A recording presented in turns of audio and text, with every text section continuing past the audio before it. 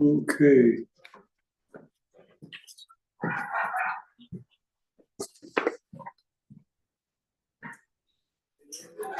We are here. Okay.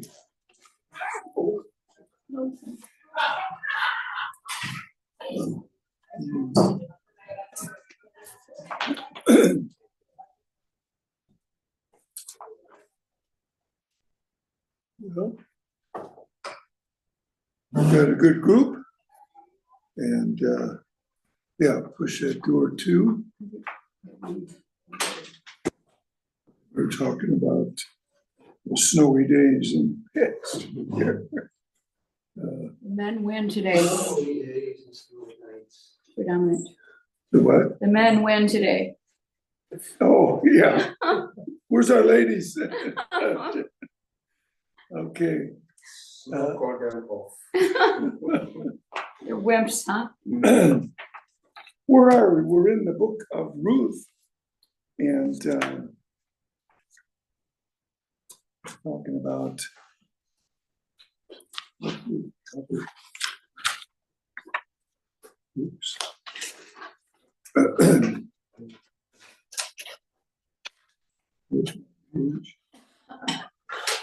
Oh, we were talking about gleaning last time, about how the Lord made provision in the law for feeding people who were hungry and giving them a sense of kind of self-respect by allowing them to come in and not just get a handout, but to actually do some work and pick up the grain and glean the grain. And that's what he was doing. And we talked about how the Lord blessed her and how she was in the field of Boaz. And then we were going to turn to question 8, if you have your. What was interesting is that Yeah. asked permission to do it. I mean, when it was in the law, that she had the right to do it according to the law, but she asked permission to do it, Yeah, which is showing something about her character. right. She seems to have been a meek character. We'll talk more about her character in a minute. But I just inserted here, what does the book of Ruth illustrate about the position of women in Israel? And like you say, she asked for permission could she glean in that field? And that was allowed. But there's a lot in Ruth that talk about that. It's always, I think, their position was a little precarious. Yeah, Because it emphasizes particularly both Boaz and Naomi point out that she should stay and glean in his fields, yeah. because if she went into some other ones, she might be harmed. Uh-huh. So apparently men felt that if there was a single woman doing this kind of work, sort of she was fair game. Yeah. And that's a pretty sad That's situation. The thing is, that hasn't changed a lot Yeah. in our present world. So It may also, the fact is that she was a Moabite, as foreigner, Well, that may outside of Israel, which would make it even more, how can I say, more harm to her, or that they're be able to get away with taking advantage. they wouldn't feel as much compunction to do something against her as they maybe would an Israelite. Right. Or that, that she might have family. Much more nearby. vulnerable, because of her foreign status. And she doesn't have a husband or a Right. father to serve as a protector. Right. So anyway, we see later it's the men who sit in the gates and kind of make the decisions for the village or the town. And Barbara tells me she's trying to connect, but she has a new phone. It's not working. Who? Barbara is trying to connect online. Oh, okay, well. She's with you in spirit. I hope she will. And in the, she gets along where she's going to be married. She kind of seeks the question from Boaz in a sense. Naomi says, sleep at his feet and he'll do the right thing for you. Kind of an odd way. But to kind of suggest that if he wants to marry her, the answer would be yes. And that's something that goes on today, isn't it? And it usually, the men don't ask unless they know what the answer is going to be. So anyway, maybe that's kind of what we see in the Ruth. But perhaps there wasn't enough respect given to women, although Naomi and Ruth were much admired. That gets us, what was Ruth's reputation? As we read, just in spite of this situation where there might be temptation and so on, just a couple of verses give us. Chapter 2, verse 11 is one. Yeah, well, it's repeated if you include chapter 1, 6, where Okay, she and Naomi are debating or arguing whether Ruth should stay with Naomi or go back to her people. And then it's repeated again by the foreman that how Ruth, came back with Naomi. yeah, And Boaz repeats it again. Okay, so 3 times it's mentioned that about Ruth not going back to her people, but remaining with Naomi. yeah, that's right. And again, you can't stress enough. She says, I would like for your God to be my God. And, how many of us can say that we are living in such a way that someone might say, I want your God to be my God. That's kind of the ultimate in mission activity, isn't it? Whether you preach a sermon, whether it's by the way that you conduct yourself, as Patrick was teaching this morning. But that's really what we want, our respect for God to be such that somebody might say or think they want our God to be their God. Anyway, Bill, can sure. he has a question about this map that is called Palestine. He wants to keep using that word. Yeah, When do you think that word, that's a Roman word, isn't it? or Greek. Greek? I think Rome was the one who called the land of Canaan, Palestine. Oh, I'm thinking of Palatine. Yeah, that was one of the names of The one of the hills? 7 hills of Rome, the Palatine. I don't.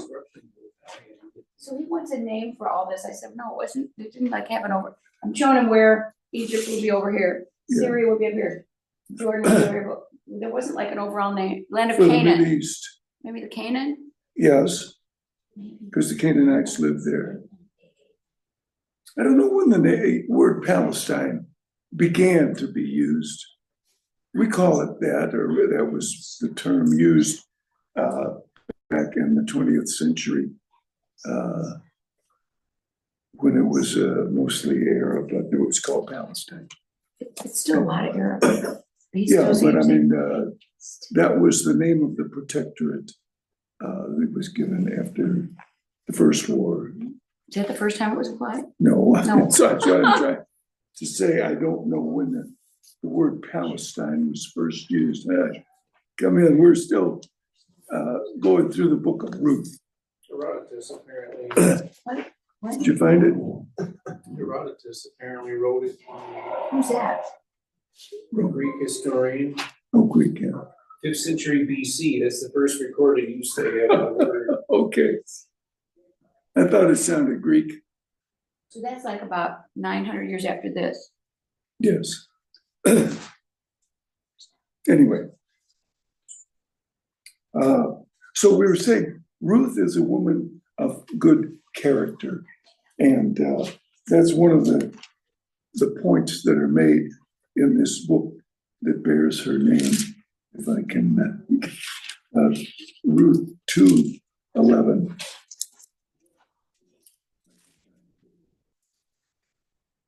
And so that makes a difference.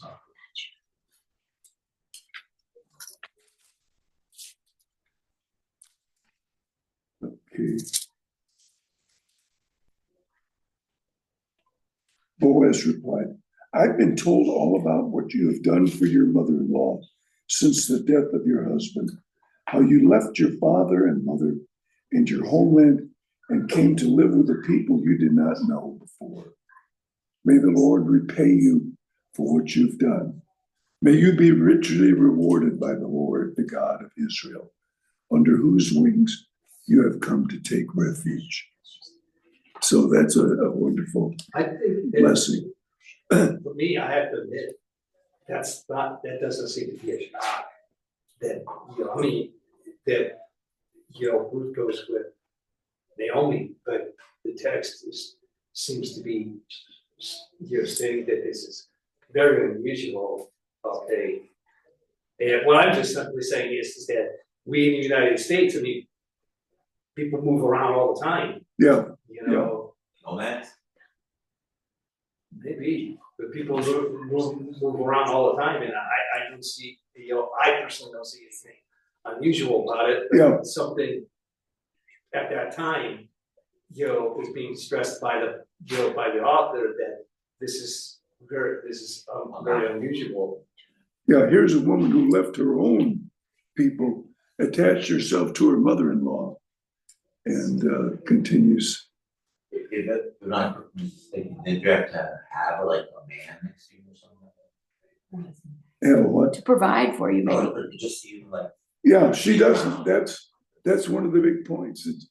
She doesn't have a protector, a father, or Right, but husband. it did like, I don't wanna say dispose or, I don't know, get out the way, or maybe you're not invited or allowed places? Is that, I'm asking, I'm not, Not allowed what? I'm sorry. like, women were not like, if you didn't have like some guiding or which you weren't allowed, places you weren't allowed to like, do, go walk around or. I don't know. You probably could walk around, but you wouldn't, how would you get your food and stuff? Well, see, that's why she had. They When you said- were married, you were considered like, oh, you had leprosy. No. No, I mean, she was told to attach herself to Boaz's people, because if she went elsewhere or several, that might be. From what I read in the Bible, I just remember reading that if your husband died or you didn't have a husband, you were treated lesser.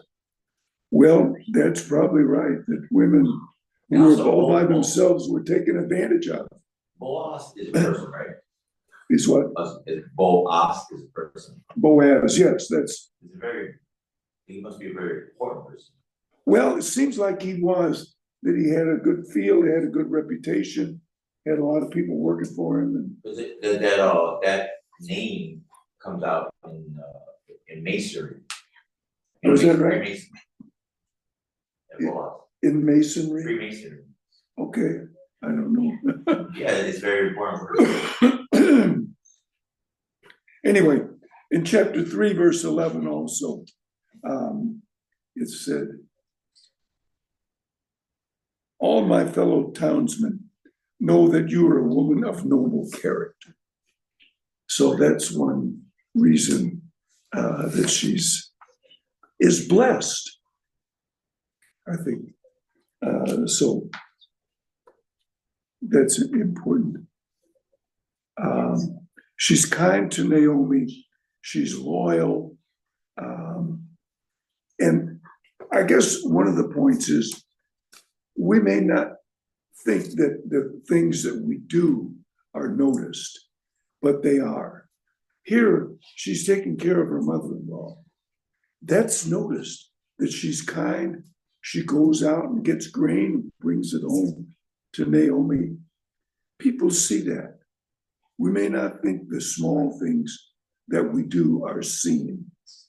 As Patrick was saying, sometimes when we give of ourselves, and say, you first, or, just do something for someone, we may not think that anybody sees that. We know God does, but other people do too.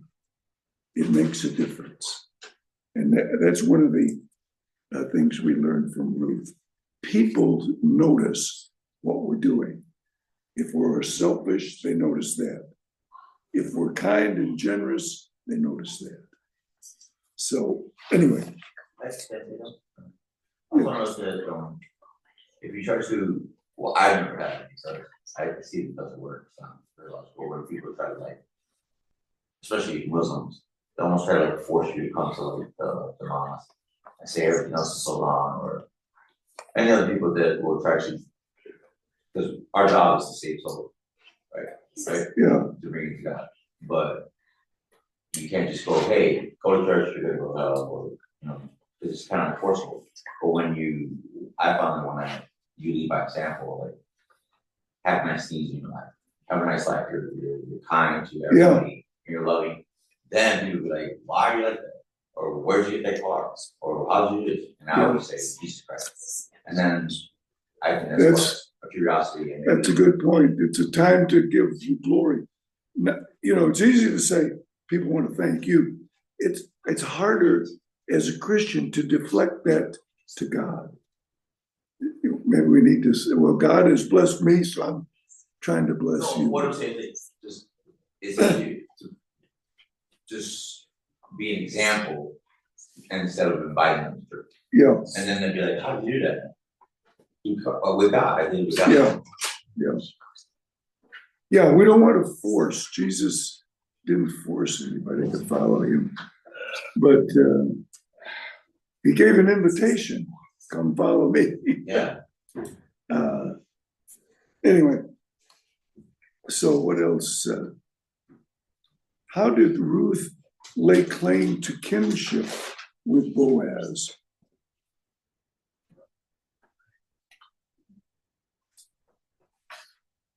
She was Well, down at his feet. yeah, Naomi tells him, do that. When he lies down, this is chapter 3, verse 4. When he lies down, note the place where he is lying. Then go and uncover his feet and lie down. He will tell you what to do. And verse 7, when Boaz had finished eating and drinking and was in good spirits, he went over to lie down at the far end of the grain pile. Ruth approached quietly, uncovered his feet, and lay down. Seems odd to us, but later on, he's going to say, you did right. You did right. Because technically he has, her relative, or Naomi's relative, has the obligation to marry the wife of the deceased husband of Ruth and raise up children for that family. That was called Levitical marriage, Levirate marriage. But that was the way that God kept families going rather than have them die out. Here, the real estate situation in Canaan was quite a thing. Each family had its plot within the territory allocated to the tribe. And God wanted those family plots to continue. He made a provision in the case of one family where there were only daughters, and that the allocation to that family should continue. Anyway, so this is kind of an unusual custom to lay at somebody's feet. but she's saying, you know, I'm willing to marry you. And that's the point that I was making before. The gentlemen usually don't ask unless they know what the answer is going to be. So anyway, so well, what was the result of that? Boaz says, I'd like to marry you, but there's a man who has a closer relationship with Elimelech. He's got first right to marry you. And so that's Doesn't the, want you to come in. yeah.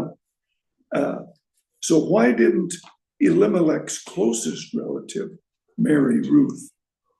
Does any, would it be all children that they might have would be, Well, really would belong to the family of yeah, Elimelech?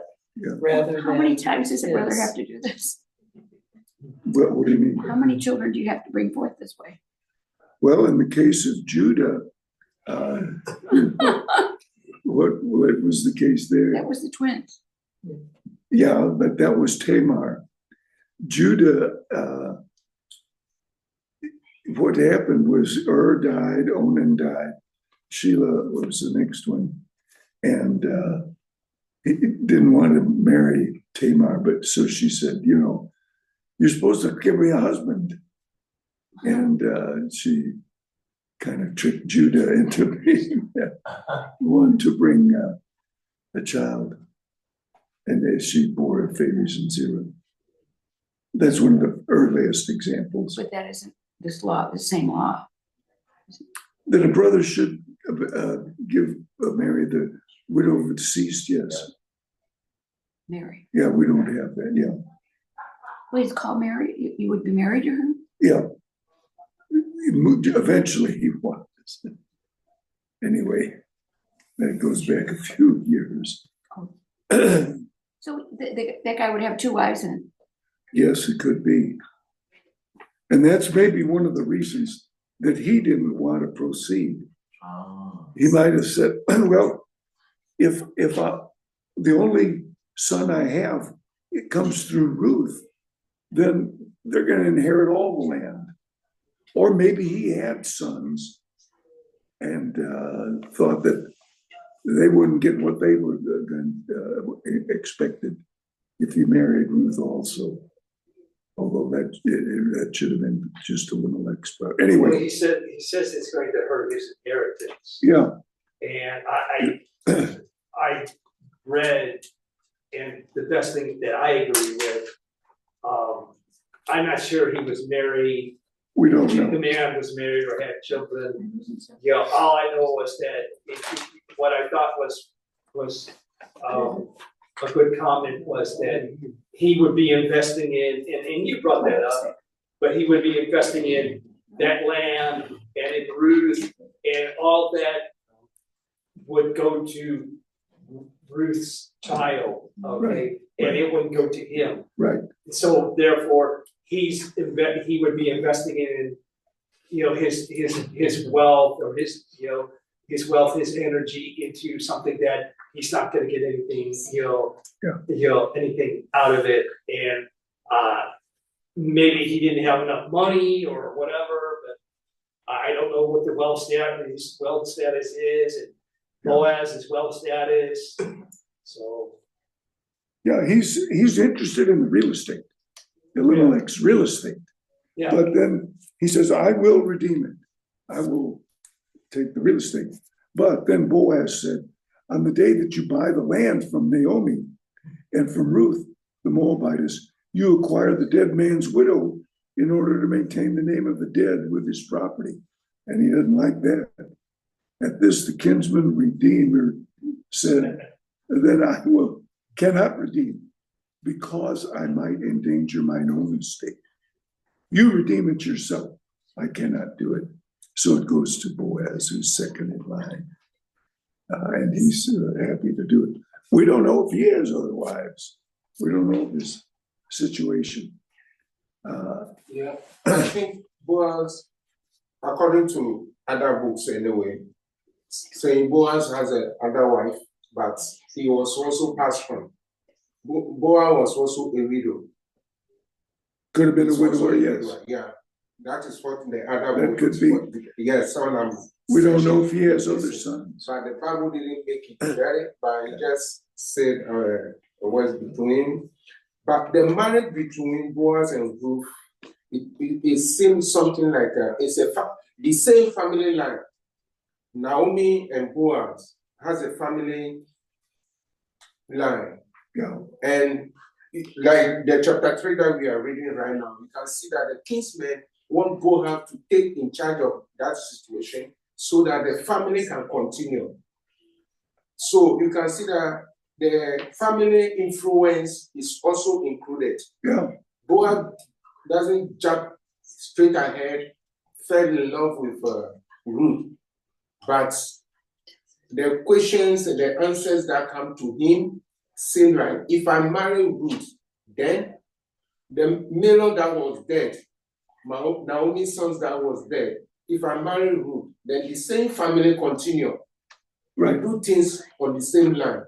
This is what I think Ruth said. Yeah. So they enter into the contract for sale of real estate. How do they consummate it? How do they? Took off his sandal. Yeah, transfer of a shoe is a sign. In 19th century England, the way that you transferred real estate, you went to the land and the seller would take up some dirt and transfer it to the buyer. And that's how they would sell real estate then. How do we do it now? Contracts. Oh my God. By a contract, Escrow. but by a deed, A deed, yeah. a piece of paper that you get. It's not like a monopoly deed. It doesn't mean that if you lose it or tear it up or it gets burned up, that it's no longer valid. But that's the way we do it today with a piece of paper. What about early 1900s? What? Early 1900s? We used to write down these papers. Yeah, that would have been started in the early 20th century. And we file it with the Recorder of Deeds of Cook County. And so we can go online now and see who owns any property in Cook County, Wow. because the deeds are online. But you think there was no written version of this agreement? It was all oral? From what we know, no. You know, A because handshake, right? Maybe that was those days where it was a handshake. they could, a handshake, Was the. but see, it was done before witnesses. So you would say, you know, I'm selling this land to you. Everybody would nod and say, okay. And then if anybody challenged it, they had a bunch of guys that could remember it. Oh, Now, I wow. don't know what, you know. That's the same thing with Abraham. Yeah, When he bought the cave of Melech. Machpelah, It says Boaz brought 10 of the elders. of yeah, the see, town. they're witnesses. So anyway, I think what the removal of the sandal, he's saying that he's not gonna set foot on the property. yeah, yeah. Okay, you know, not that's literally, good but way to. metaphorically, he's not gonna set foot on the property to take the property. I hereby promise that I'm not gonna, you know, Yeah, I'm not gonna take the property. it's not I think mine to that's walk what on anymore. he's That's a saying. good point. So anyway, what's the result of this marriage between Boaz and Ruth? Yeah, what is this? Well, Ruth has a son that they named Obed. Obed. What does Obed mean? Serving Jehovah God. Anyway, and so that we read Obed becomes the father of Jesse, and Jesse, as we know, is the father of King David. That's why. So that's, and we get, at the end of the book, we have a little genealogy all the way down from Judah.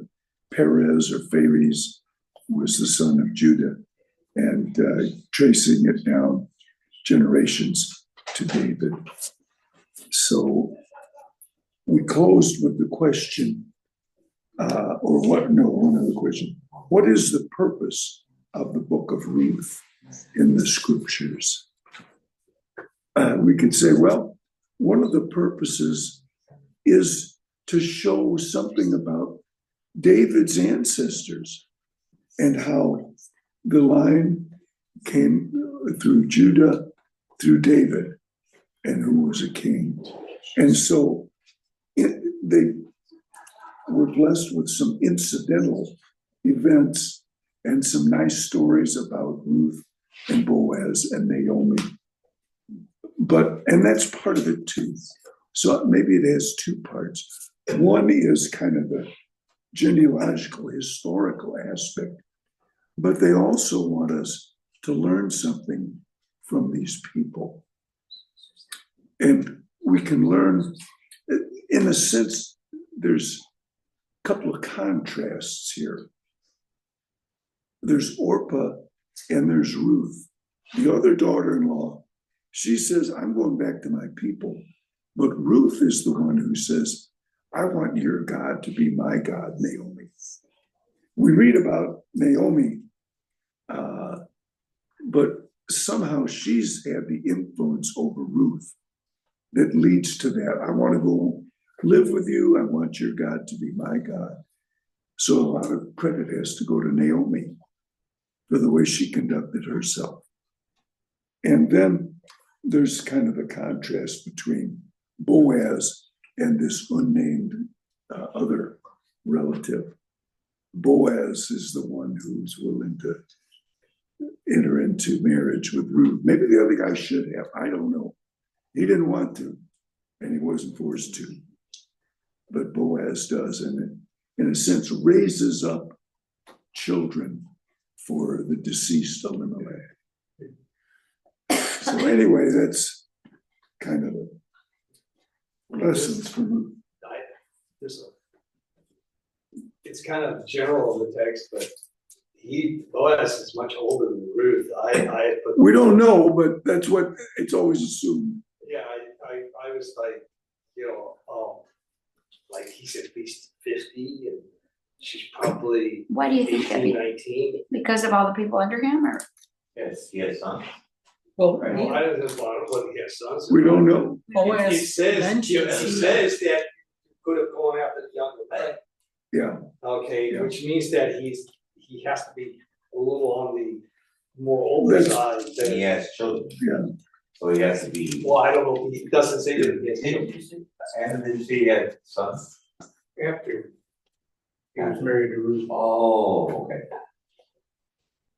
so, but now you remember they were in Moab, and it says after 10 years, they came back. So Ruth, is it 30 at least, maybe more.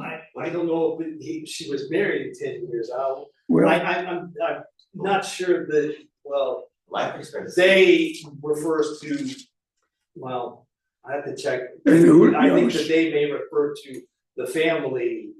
she may have been a teenager when she got married too. That's the way it was in a lot of those countries. Yeah, I'm not saying it's just a comment. Also, the life expectancy wasn't what it is today, so.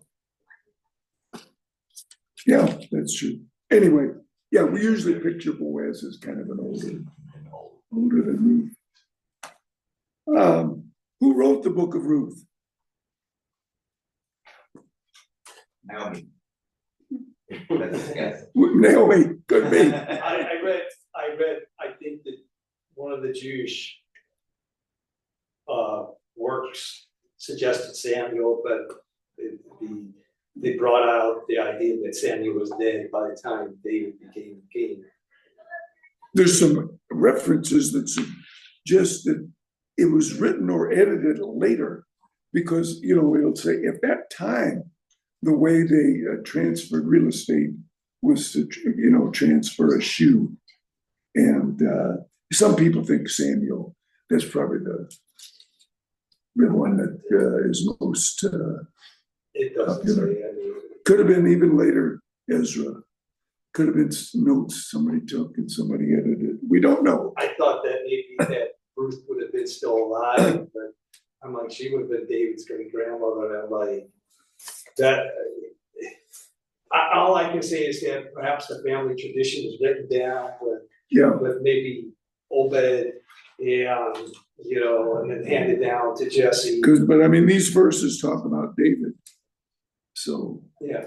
anyway, So, What's the oldest compiled Jewish scriptures that would have included it? well, I mean, I mean, the Masoretic Septuagint text. or something? Oh, the what? which is from when? Oh, I don't, when did the Septuagint come? That was certainly That was was in that. and maybe Babylonian targums, which are supposed to be, Yeah, which are supposed to be I think commentaries and paraphrases of the Old Testament. yeah, Several hundred BC Oh, or something yeah. like that, yeah. during the Greek That's our time. earliest Masoretic text. Matt's got it. Oh, The oldest complete copy that we have now dates from 1000 AD. Yeah, I was gonna say long time ago. the Jewish scriptures? Yes, That couldn't have happened yet. We have parts.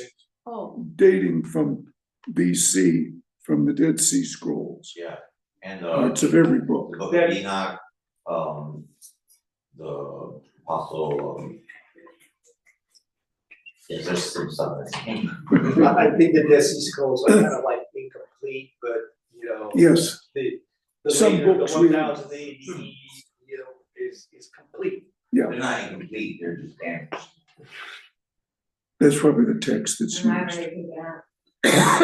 Is that the Masoretic text? It says the Masoretes copied the text, Yeah. compiled it between the 7th and 10th centuries. but only what they had. Yeah. Yeah. Right, who knows? But those were the books that were recognized. They think some of the Dead Sea Scrolls go back to the 4th century, which is about as old as they think some of these manuscripts. Yeah, Yeah. some of them go to BC. But yeah, they had to be based on something older than that. Yeah. Whatever Jerome used to make it look at least that old. So is probably. Ruth in that? Yes, Ruth's in the Masoretic scroll? So maybe before 700, it was written down. oh, yeah, Septuagint's older than that. Oh, Translation of the Greek into Hebrew. but they didn't have it all. Daniel hadn't lived yet. I mean, it wasn't complete in 700. Right, It couldn't have been. there were books that were This is compiled. 700 AD rather than BC. What's that? This is 700 AD for the whole compilation. It's like, wait, Oh, well, that's not helpful. Okay. There's older, whatever the Septuagint translators use, they have to be pretty old. I don't know what the references that they have for the Septuagint translation having taken place. That's an interesting question. Because whatever they use is gone. Yes. Here it just says here, the literary style of the Hebrew used in Ruth suggests that it was written during the period of the monarchy. David. Anyway, That to me is jump science, to assume that everybody wrote whatever the most modern form of the language was at the time that they lived. Wayne's asking about, he saw on TV something about Jews having scrolls. yes, I said, like when I visited a synagogue, I saw a scroll that those aren't original. Are there any original? He wants to know. No. original scrolls, no, The original scroll from 3,000 years ago, I doubt it. like the Dead Sea Scrolls are original.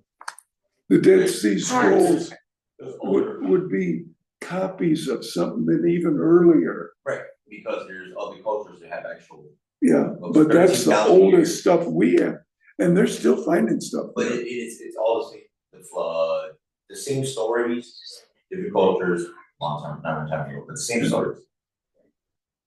So, Jesus says these are the books of Moses. So we, presume Moses wrote the first 5 books. And that goes back. You know why it's about the Gospel of Thomas? Because Thomas was alive when Jesus was alive, and he was actually writing down stuff. And then I don't know when the Gospel of Thomas is not accepted as inspired. That's also in Dead Sea Scrolls Because it came out hundreds of years later, Yeah, and it's got, though. Wait, is it? Yeah. The gospel. From what I read, it was written while he was alive. it purports to have. Most of the books were, but It says that it was, but most, people didn't actually have copies of it to read until way later. yeah, 60 to 100 years later, everything was all, but they said that, The church has always been suspicious that that actually wasn't written by Thomas, written by somebody else. Just like there's a gospel of Barnabas, I think. Yeah. there's a lot of gospels. The Gnostic in the Dead Sea Gospels. Scrolls, there is the Gospel of Thomas, and there is some literature that is spoken on there, it's very beautiful. Well, yeah, those date from. There's a whole, It's the word of the a lot of books that purport to be histories of the life of Christ. It's very powerful, and teaches how to pray in a more powerful than most. Anyway, we want to move on to 1 Samuel. So we just about have time to pass out question sheets. And we'll get started next time.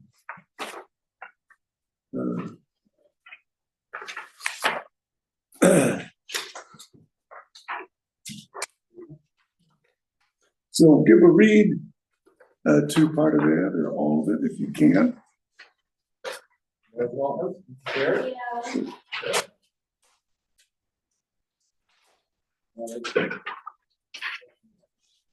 He's wondering what he saw on TV then, because he thought he saw scrolls. Well, there's a lot of schools. I know, I said maybe part of something. Yeah, that's the Bible is the old. If you go into many of the Jewish synagogues, you'll find a scroll in a box in what they call the Ark. And there's some very old ones in synagogues in Israel. Now, did you hear of the book? It's like an old book they found in Russia. They found it in a deep hole, and it weighs about 128 pounds, like 9 inches. What is And it? it's an old book. I forgot how many years it is, Hey, Dan, but it has every Testament, the Old Testament, New Testament, written in perfect calligraphy. It weighs 128 pounds. Where is it? Or what, where's it now? That's one of the three. Land. oh, the 3 copies. One of the three manuscripts, yeah, the three oldest copies of at least most of the Bible comes from Russia. That's what you're talking about. Yeah, it has Okay, it had the Old Testament, New Testament, it had the Hebrew. Leningrad text is the one that the Hebrew that comes from Russia, Leningrad. Yeah.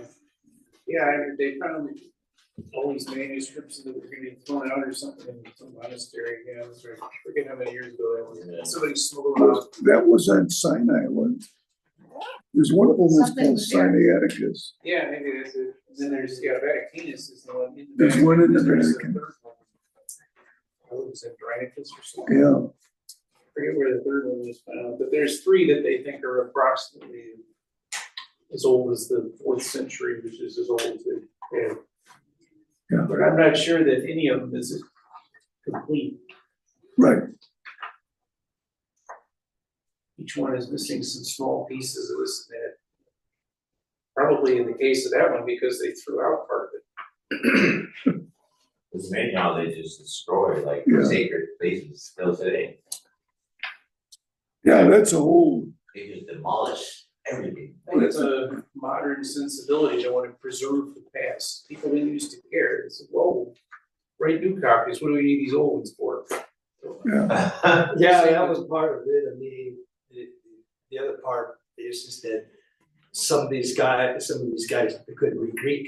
It's just like, what is this? I don't know what it is, you know? the great Jewish library of Jerusalem was destroyed and, Yeah, a lot of people would conquer and destroy, yeah, and they're yeah, trying to Greek was very. get rid of that stuff.